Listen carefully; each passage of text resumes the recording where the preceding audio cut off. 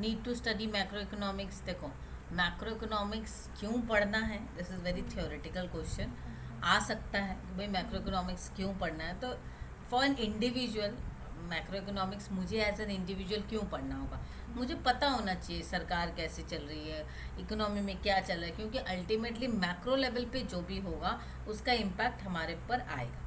For understanding and analysing the long term trend, aggregate market behaviour, market किस तरीके से response कर रहा है, everything. Principles of macro economics play a very important role. Thus, for an individual who is managing his own asset portfolio, it may be of considerable importance to be aware of the current fiscal policy and also to what will be its repercussion on the value of the government bond holding.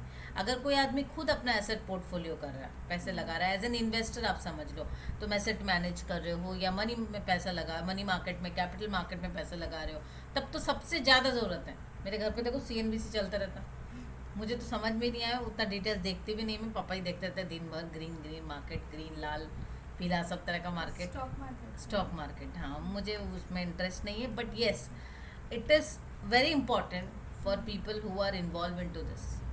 तो वहाँ से, क्योंकि उससे पूरी market dependent है, पैसे का जो लेन घूमना फिरना हो रहा है इकोनॉमी में, वो तो इकोनॉमिक पॉलिसीज जब तक नहीं समझेंगे तो नहीं समझ में आएगा ना। उसके लिए मैक्रो इकोनॉमिक्स की जानकारी होना बहुत ज़रूरी है, राइट। तो एज एन इन्वेस्टर बहुत ज़रूरी है हमारे लिए। From the view point of the consumers, firms and government, consumers को समझना होगा भाई हमें नौकरी मिलने वाली नहीं मिलने वाली है, क्योंकि कंजम्पशन डिपेंड करता है नौकरी के ऊपर। नौकरी, पैसा, सर्विसेज, वट एवर गुड्स और services we are going to buy और सेल, वट एवर, तो ये डिपेंड करता है ना। कॉस्ट ऑफ बोरोइंग क्या है, इंटरेस्ट कितना मिलेगा, ये भी डिपेंडेंट है मैक्रो इकोनॉमिक पॉलिसीज के ऊपर, सरकार के ऊपर, ठीक है ना। The interest of the business, whether to expand और नॉट, ये इलेक्शन का रिजल्ट के ऊपर सारी चीज़ें, कितनी सारी चीज़ें रुकी हुई है, पता है, बहुत सारी चीज़ें रुकी हुई है। क्योंकि ये जो बहुत सारे बिजनेसमैन लोग सोचते हैं ना कि कौन सी पॉलिटिकल पार्टीज आएंगी, उनका पॉलिसीज क्या होगा, accordingly they will take up. Jindal, I suppose एक एग्जांपल अभी मुझे याद आया, जिंदल ने शायद बैकआउट कर दिया, वेस्ट बंगाल में इंडस्ट्रीज नहीं डालेंगे। हाँ, बोले थे डालेंगे, फिर बोले नहीं डालेंगे। सब लोग बैकआउट ही कर सकते हैं। बंगाल में नहीं होने वाला कुछ, ठीक है। तो वो क्यों हो रहा है, क्योंकि यहाँ के पॉलिटिक्स के पॉलिसीज के ऊपर है ना। तो मैक्रो इकोनॉमिक पॉलिसीज में तो हमें ये भी समझ में आ रहा है ना, कौन से ये सारा पॉलिटिक्स, इकोनॉमिक्स, फाइनेंशियल सारे मैटर्स देखो इंटर रिलेटेड है, घूम फिर के आ रहे हैं ना। मतलब जैसे हम फिस्कल पॉलिसी बोलते हैं वैसे टाइप। फिस्कल पॉलिसी, फिस्कल हो गया पूरी तुम्हारा सब पॉलिसीज हो गए, फिस्कल में सब कुछ आ जा रहा है। और मॉनिटरी पॉलिसीज सिर्फ पैसा वाला, वो जो आरबीआई करते हैं, आरबीआई करती है, वो हो गई मॉनिटरी पॉलिसी, ठीक है। They are also concern about whether the consumer will have, हाँ साइड में दिखाया ना। हाँ, सॉरी।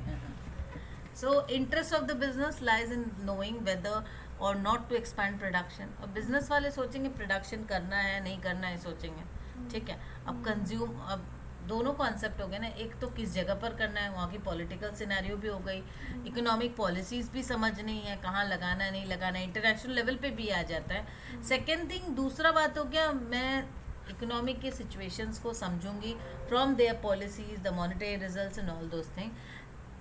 परचेजिंग पावर रहेगी कि नहीं लोगों के पास, वो मैटर बहुत करता है, क्योंकि कैसा इकोनॉमिक पॉलिसीज है उसका इम्पैक्ट इकोनॉमी पर और हमारे ऊपर आने वाला है।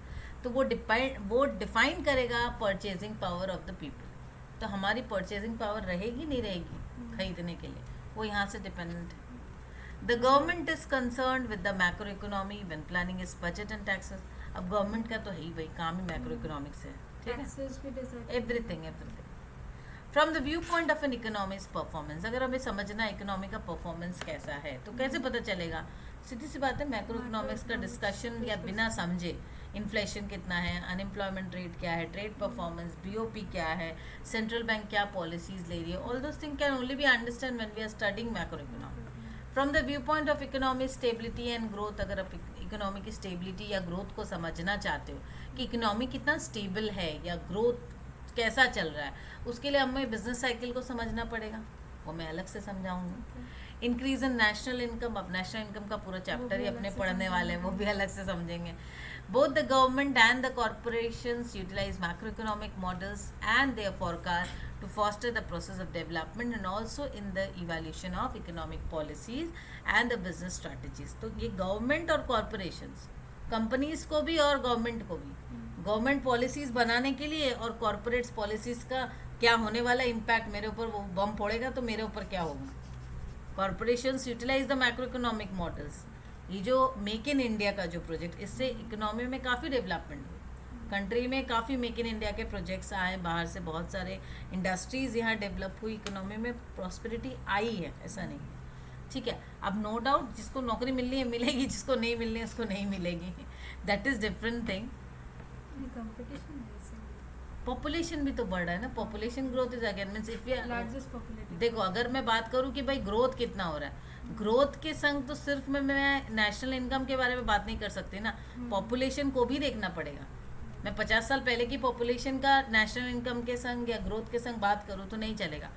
सब चीज़ें एक्सप्लोसिव रेट पे बढ़ रही है, तो उन सबको कंपेयर करना पड़ेगा, then only will be able to understand the growth concept. ठीक है, चलो मैक्रो इकोनॉमिक्स हेल्प्स, इसका रिकैप कर लो। Macroeconomics helps to evaluate the performance of the economy in terms of the national output, the rate of unemployment, the inflation rate and the trade performance. तो concept क्या है, macro economics हमें किस किस चीज़ में help कर रहा है, in order to understand the performance of the economy, whether the economy is in a stable state, it's growing, उसका national output, rate of unemployment क्या है, inflation rate and the trade performance. So everything if you want to know about our country, our future, कुछ भी जानना है तो macro economics को पढ़ना है आप लोगों को। ठीक है, अब आ जाता है next is concepts in macro economics.